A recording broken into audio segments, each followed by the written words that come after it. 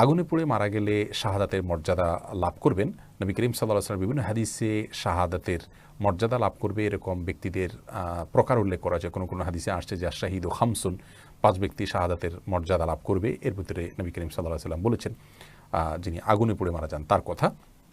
তেমনিভাবে পানিতে ডুবে মারা যান, কোনো কিছু নিচে চাপা পড়ে মারা যান, এই ব্যক্তিকে নবী করিম সাল্লাল্লাহু আলাইহি ওয়াসাল্লাম শহীদের মর্যাদা পাবেন বলে বলেছেন। পেটের পীড়া মারা গেছেন তাদের জন্য বলেছেন। আবু দাউদের একটি হাদিসে আসছে ওয়াসাহিবুল হারিকি শহীদ, যে ব্যক্তি আগুনে পুড়ে মারা গেলেন তিনি শহীদ হবেন, অর্থাৎ শহীদের মর্যাদা পাবেন।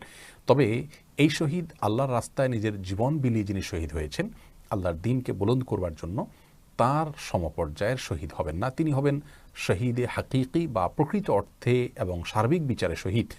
আর এভাবে যারা মৃত্যুবরণ করেন তারা হলেন হুকমান শহীদ, অর্থাৎ বিধানগতভাবে তাদেরকে শহীদ বলা হবে। তারা শহীদের সওয়াবটা লাভ করবেন, কিন্তু পৃথিবীতে একজন সাধারণ মানুষের মতো তাদেরকে গোসল দিবে, দাফন করতে হবে।